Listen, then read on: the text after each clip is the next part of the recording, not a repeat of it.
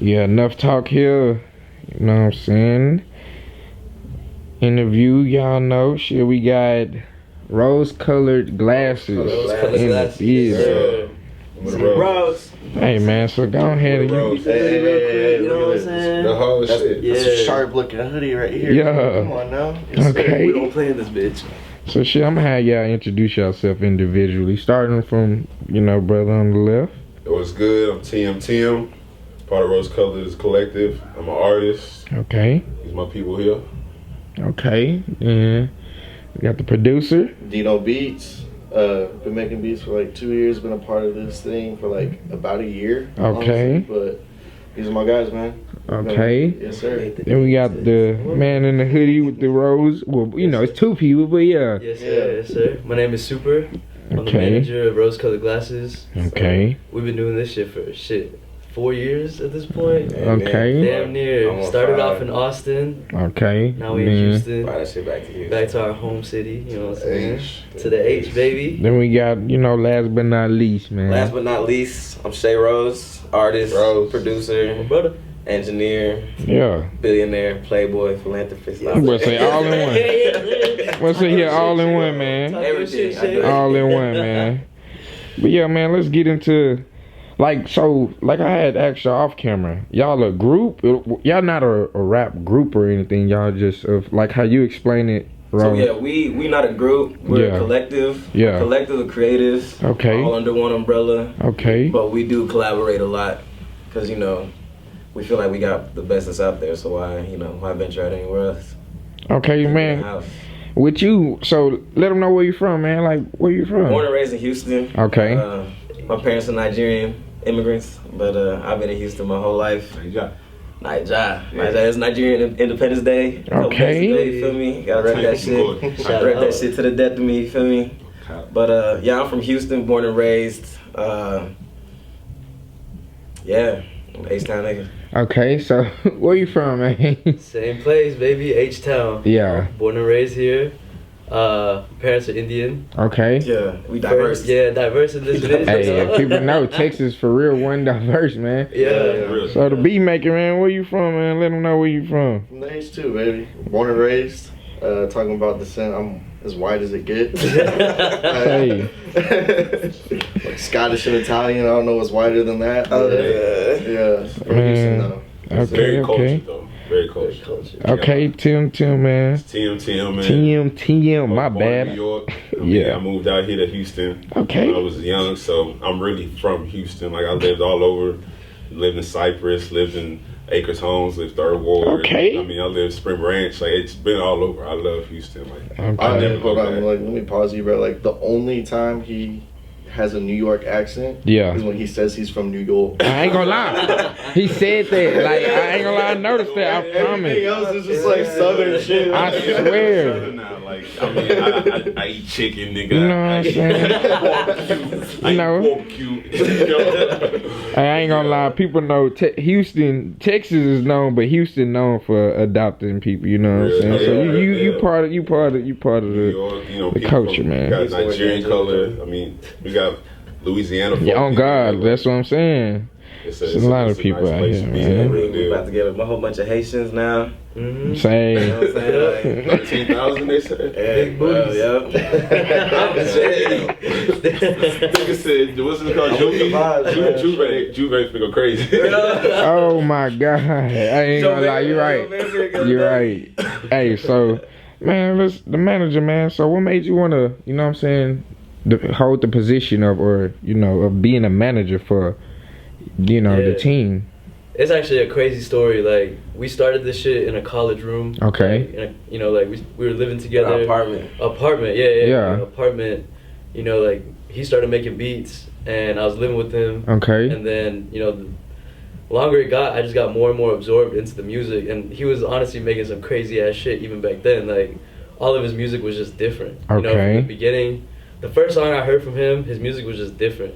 And like, I just fell in love with that shit, and then I met the Beezy. He would come to Austin to record, like, on the weekends, like pull up for 2 days just to record. You know, like we would just get lit in that bitch, turn up, record music, and then have this crazy ass music to listen to that nobody else around us at UT was listening to, and that shit just like hit me different. Okay. And then we just grew from there, kept doing shit, kept making plays, and I was like, shit, I could be the manager. You know, like it's a job that's doable, and I have the right people around me to help me do it. Yeah. And they're doing their thing, and it's just what it is. Okay. So, producer, like, when you got into beats, like, what made you wanna, you know what I'm saying, do beats? So I was going to college at U of H. Okay. And like I had my fun, like I know how to party, like don't get that twisted, but the whole college thing wasn't working out for me. Okay. Switched majors a couple times, just wasn't motivated, just wasn't all in it.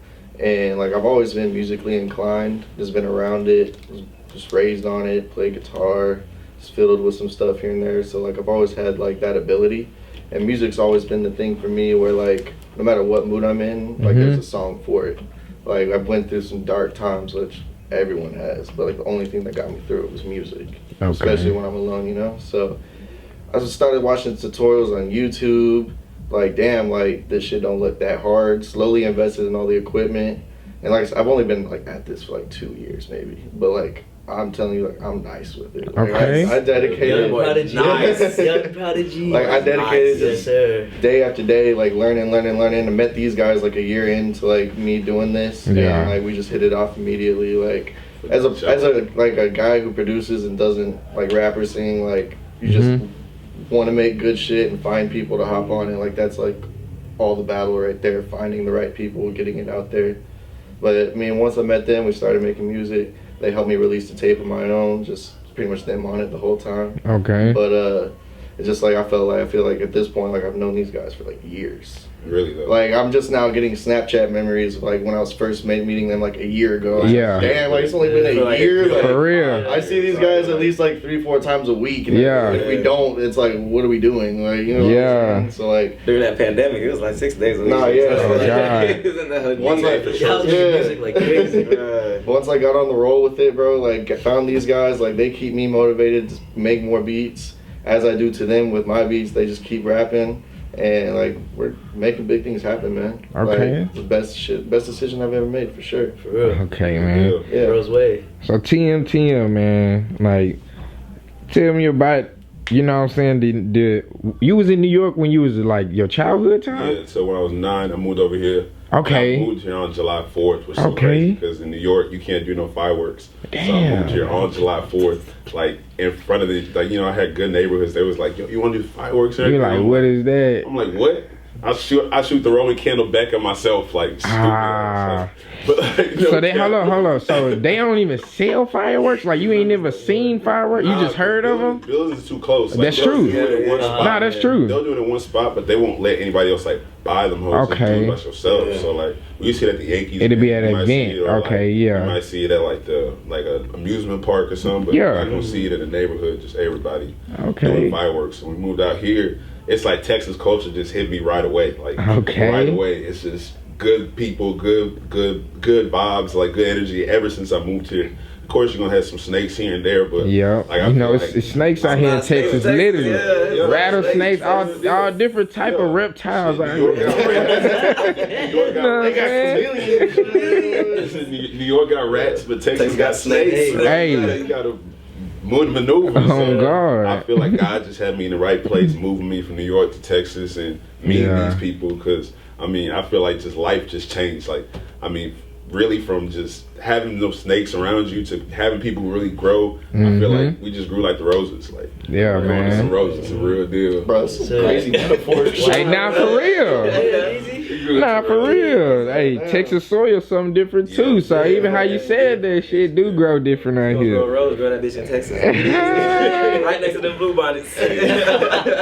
So we're rapping, like, was you been rapping out there 9 years old? Or when? I wasn't rapping over when there. Really, artistry hit you? Like, artistry hit me, I want to say, like middle school, because I was taking music classes with my twin brother. Like, he was doing music first, and I saw him doing it. I was like, damn, that shit's cool. Like, y'all singing songs, y'all creating like something together as young. Like, I played football and we was just hate. Like, it's bam, bam, like we hit each other back to back. Straight music physical. was like sonically, everybody has one mission to really make this one thing happen. And like, I fell in love with it, and I had my homies in there from middle school to high school. And I fell off with it kind of like junior year because I was still in sports. And I was like, am I really going to do music? But my music teacher always told me, like, this shit can go forever. Like, your knees gonna give out, but your throat, like, you never goes to your voice. Not for real, your vocals. Not for real, your vocals. No, I feel what you're saying. Your vocals, Hey, yo! Your vocals, bro. Your vocals will never give up on you, bro. Yeah. Me and Tiana Trump neck and neck. No way. He was doing so good. Yeah. So really, after probably junior year fell off, we would be at parties, probably still freestyling and shit. But like, we love music. Like, we was big Wayne fans. We was big Drake fans. We was big Future fans. Like, growing up, we loved that music. Like, J. Cole, when he was going up, like, Kendrick. That shit was hitting, like, hard. Shit, Corey Guns, when that nigga was... We was really in that whole deciphering music. Yeah. So, like, it really stuck with us. And then when college hit, all my niggas went. They went to colleges. I stayed at home. And then the year after, I went to Texas State. Okay. That was when I was closer to Shay. I was from San Marcos to Texas to Austin. It's like 30-minute drive. So we just link up, make music. We said, all right, let's get this stuff together. We really just got probably like $100 worth of equipment. Bro, we got a Kai keyboard and this cheap ass mic. Okay. And we started recording, and the only way we could play it back was on this little jawbone Bluetooth speaker. Oh, man. That's how we was playing back the shit, but we didn't give a fuck. We were just like, nigga, we made a song. How old was y'all at that time? Probably like 21, maybe. Just turned 21. Okay. 21. So from there, we just kept making music. It was beautiful because when I moved back to Houston, I would still go to Austin. I met Super. We would turn up, and then I'd drive back 2.5 hours just playing the songs. Like, yo, we finna really go crazy. Yeah. At that time, I thought I was already like where I need to be, but then I realized like, yo, we really just need to build, and we just got Dino and like No 3 and like Mace, everybody that really is building a like collective of Rose Colored Glasses. So I mean, it just took time and. Now we here, so. Okay, I got a question for you. So we you ever heard any H-Town, like Houston music? Yeah, when I say that, like, I don't even want to go back to Screw Town, because that's probably a little bit, but like, you hearing, because you said something about freestyling, like, what was the first freestyle, or who was the first freestyle artist you heard? Really, I could say Houston-wise. First Houston artist I heard was... I want to say probably like Mike Jones. Okay. Mike Jones was going hard. Like, when that shit hit, because they used to live in Rock Creek. Creek, I lived in like Cypress. That's probably like, I want to say 20, 25 minutes from me. Yeah. Not even, probably even less, but they would be throwing these parties and they would be going crazy and niggas heard they shit like, oh, these Texas niggas is going crazy. This Texas niggas. So my dad knew Chameleon there. His dad, he does his taxes. He does his dad's taxes. So that's how I really started listening to Houston music. I was like, damn, these niggas is going crazy. And I mean, I wasn't in music at the time. I still like Louisiana. I love Wayne. I love freaking Kanye. Everybody. You was into the hottest. Yeah, the hottest. Yeah. But Houston artists, I was like, these niggas is big. Like, big. And, for real. I mean, that's really where I touched in with Houston music. I mean, from there, I met, one of the times I met Zero, that's when I realized, like, yo, these is legends. Nah, for like, real. They walk in the building like, I need to get a table for this nigga, like, and it still was good people, like. Still humble though, not Hollywood. That's the only thing. Really like about all these Houston OGs, like if you see them out and about, they're not rolling deep with. Oh God, they regular, still average humans. They're like, they love being in their city. Like, another civilian, you know what I mean? Nah, for real. And that's the only reason why they ain't like. Well, I can say for outsiders, they don't look at them as celebrities, you know, other people from New York or LA or you know, other places and stuff. It's just a different type of culture. Exactly. That's what I always tell people. Texas, we like our own country. We do stuff our way. Like, people tell us this and that, but we do stuff our way, our time, and how we want to do it. Like, we don't care about all the rest. But yeah, though. To this day. But I just had to ask you that, just from you being from the motherland of hip hop, though. You know what I'm saying? That's where all the stuff came from. Exactly. But you know, when we finally got a hold to it, we just changed it up to our type of way. You know what I'm saying? Like, hearing like screw music, I really want to know who was in the lab, like just screwing that whole.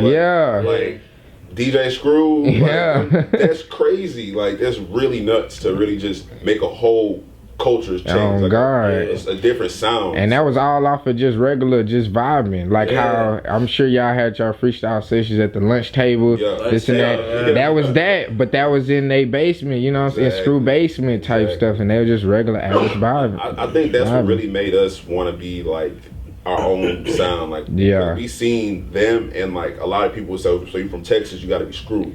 You gotta be that. Yeah, that's what they think. They got there because they was different. Exactly. Like, you can't follow them now. I mean, of course, you gotta pay homage for sure. Like, but you gotta have your own style, and that's what really gets you to pave your own lane in this stuff. Nah, for real. That's what made us just say, yo, fuck that normal shit, that shit they want us to be on. Do what we want to do, and then they're gonna appreciate for us. They're gonna appreciate us. So when you got into music, like, I got into music in college, but.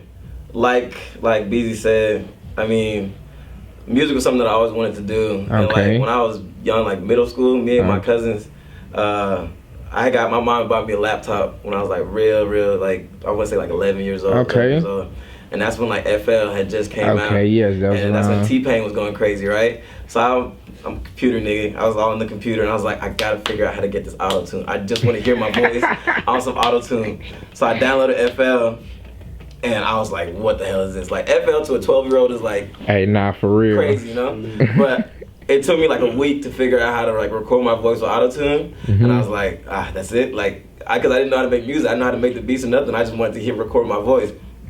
But then as I got a little bit older, I started getting more versed in the computer stuff. Me and my cousins, and I still got the tracks on my iTunes to this day. We recorded like 5 or 6 tracks like in the garage. Straight into the laptop mic type shit. And we were just finding beats online, like, you know, LimeWire shit, just downloading instrumentals and stuff. Real. Taking beats wherever you could find them. But then I started getting into sports, and music was still a big part of my life, but I wasn't trying to make it no more. I was just focused on being the best athlete I could be. I wasn't doing a lot of other creative stuff. Then I ended up going to college. I went to Mississippi State, and I was running track. I went to Baylor for a little bit. I was trying to run track there. Didn't really pan out, and I transferred to UT. So I went to 3 different universities, first 3 years of college. When I got to UT, I met my homie. His name is Uzo the producer.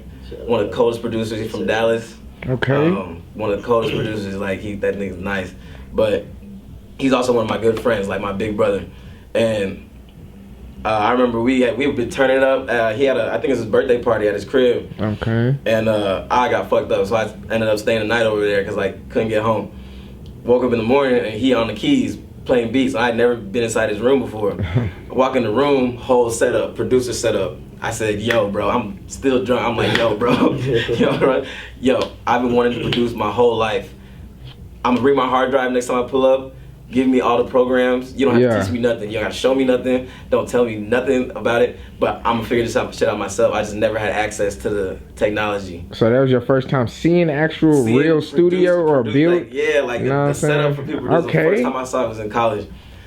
Went back to the crib, and went in. Like went crazy on the hell. Like didn't have no keyboard yet. Nothing. I just had my laptop. And all the programs loaded up on that shit. I probably didn't leave my crib for like 2 months. Like, except for that's going to how the gym. I be too. Yeah, bro. Except for going to the gym and like eating and like the occasional turn up. Cause that was the first year I stayed in the city I was in. I didn't come back to Houston. I stayed in Austin.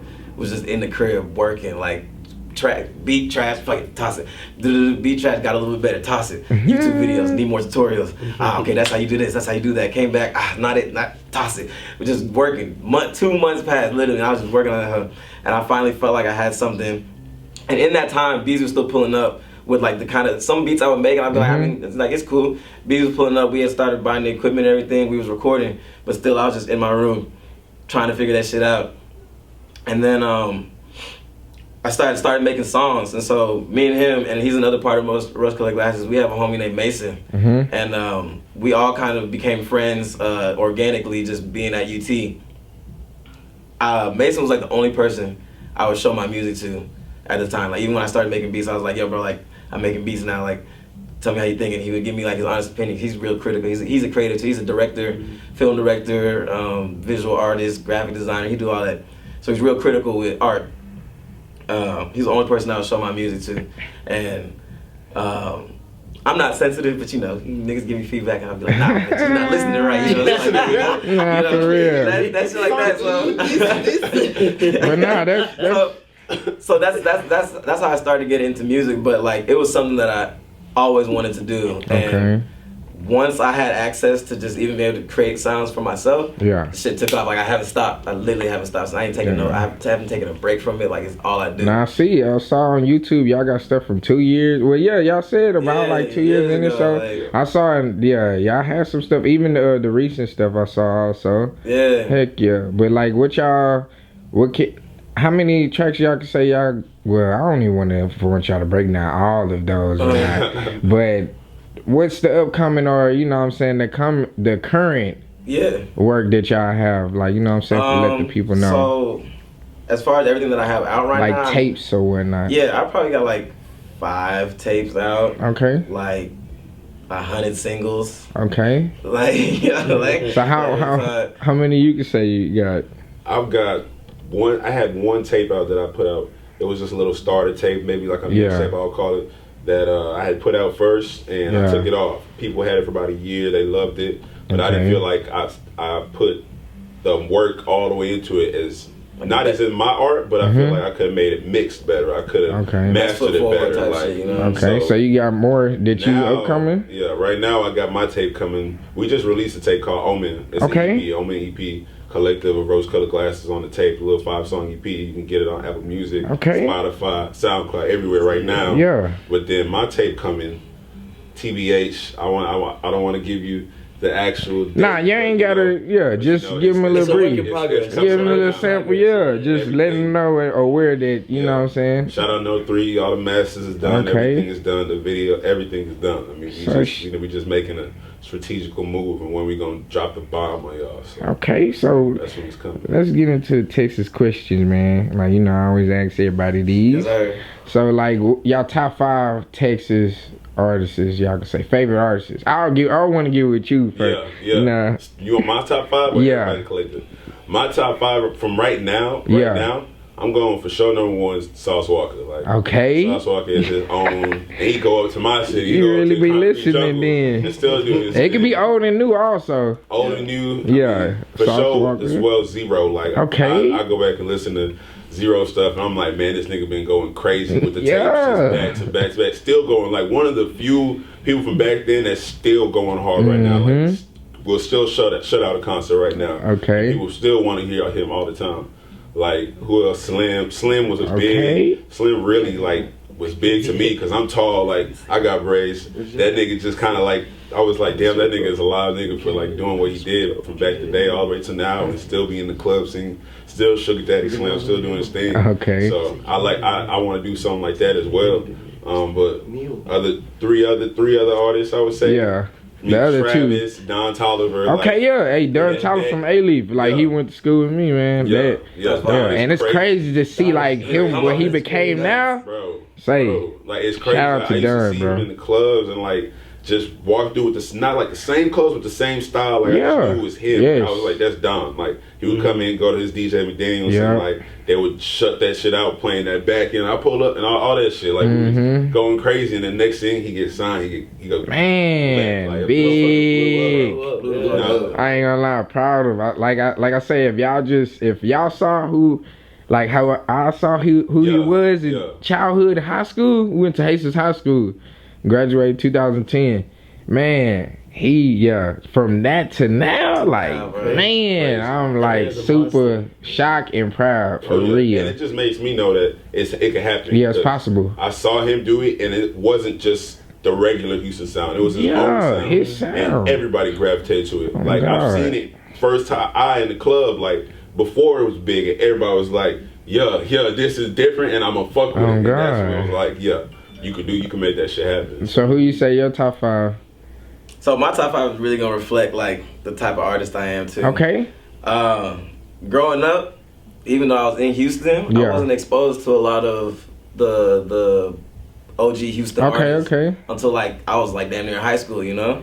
So like when I think of Houston artists, like I would say Travis for sure. Dawn. Okay. Because I can relate to them more. Yeah. You know what I'm saying? Like they not from like right in the middle of the city. Yeah. And they sound covers, you know, almost the whole US, not just that Facts. southern like Facts. Texas sound. So they would be the first two. This is not in no order. And then But then Chameleonaire. Yeah. That nigga was just making songs that even when I was little, I was like, yo, this shit's hard as fuck. Yeah. Like, you know what I'm saying? Like, I could vibe with this no matter what. My dad, Nigerian nigga, he loves like Michael Jackson and Prince and everything. Shit. My dad used to DJ and he used to have the turntables in the crib, like big old speakers, everything, like right in the middle of our living room. Okay. And he would be playing Chameleonaire in between, like, you know, like Thriller and shit. Like, and he would mix them together and everything. So, for sure, Chameleonaire. I'm a Slim Thug fan. Okay, that's right. Don't forget Maxo. Even Maxo, like I fuck with Maxo's music, but I don't listen to it a lot. I can understand why. Yeah. You know I can understand why the type of style he be on. Yeah. But who you say your fifth would be? Trying to think of who I've been listening to that. UGK for sure. Hey, there we go, man. I mean, I know they PA, but you know. No, I said Texas. Okay, Texas. So you said it right, yeah. You know what I'm saying? Put a spotlight on all our people. Yeah. Shout out Post Malone in Dallas. Yeah, you know what I'm saying? Heck yeah. So who forget about UGK, man, but like they were breaking the boundaries even on the Southern style too. Yeah. They brought them Atlanta niggas in and was doing Texas to Atlanta. Oh God. You feel me? Like they're very important to where Texas sound is today. I mean, it's just I like people that break the boundaries, you know. Like, for real, you know, like you can always have the shit that built the culture up, but then something's got to expand the culture. Facts. That's the artist that I like. So the next Texas question, man, what y'all love, what y'all dislike about Texas? Let me go first. Go ahead. What I love about Texas? Yeah. I love the people. Specifically the women. Okay. All right. I love the space. You know, if you got a little money on you, you can be ducked off in Texas. Say for real. What I don't like about Texas is fucking Greg Abbott, Ted Cruz. Okay. Sorry, I ain't trying to make this shit political, but we need to get them niggas out of there. Yeah. And we need to build up. We need to have infrastructure in place where people in Texas can care about other people in Texas. Come on, man. Not be dividing people. Oh God. That's what I don't like about it. You know, I feel like even though if you in your pocket in Houston or you in your pocket in Dallas, you got your people and it's a community. It should be Houston and Dallas, Houston and San Antonio, Houston and Austin. Oh God. God. That's they want to act like we hate each other so much. There's no beef. There's no real beef. That beef. That's how. Like I said, with the states, or like I said with Cali type. With city wise, with Dallas, that's our love hate cousin. Yeah, we just like type stuff. You know what I'm saying? We know where we're from. We gonna support where we're from. Yeah. At the end of the day, we could be a country of our own right here. Real talk. We understand like we can make so much money together. Nah, for real, we do. From the young nation to the big kings to you know what I'm saying. So we do. You know what I'm saying? So we really do. It went to all colleges.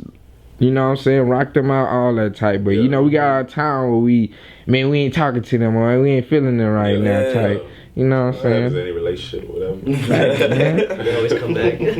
But nah, man, y'all want to give me y'all platforms, man. Where to find y'all, you know what I'm saying? Like. For sure. Okay, so, I mean, best place to access me if you want everything I'm giving out is probably Instagram. My Instagram is at seyi.my.name.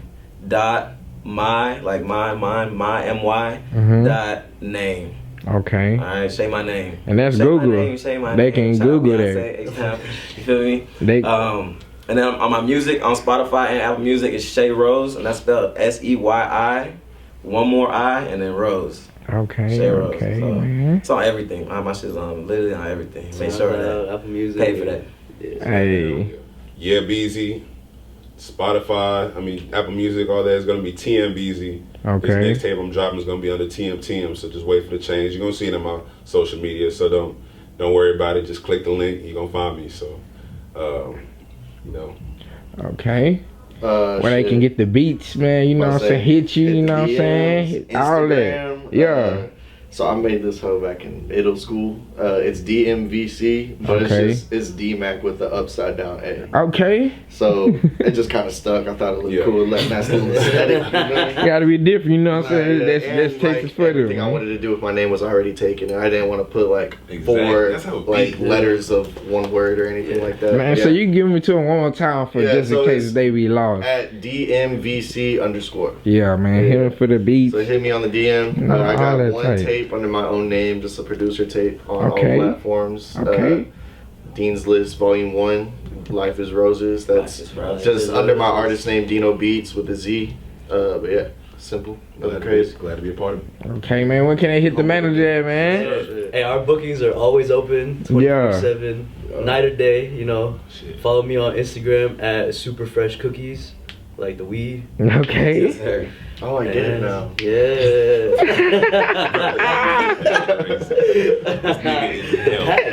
Super fresh cookies pack. Yeah, shit. Change your life, man. Change your life.